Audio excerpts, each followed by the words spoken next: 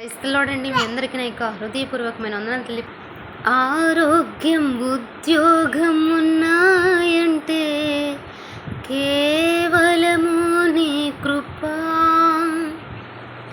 బ్రతుకు మెతుకు ఉన్నాయంటే కేవలము నీ కృప,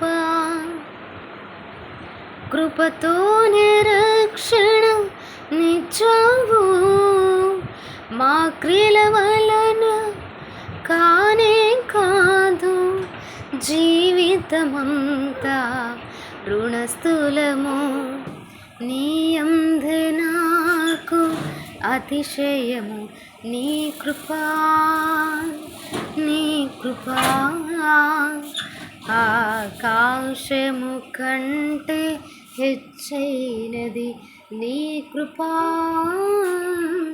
నీ కృపా, ఆకాశము కంటే హెచ్చైనది. మౌనిగా ఎటులుండేదా, సాక్షిగా ప్రచురించక,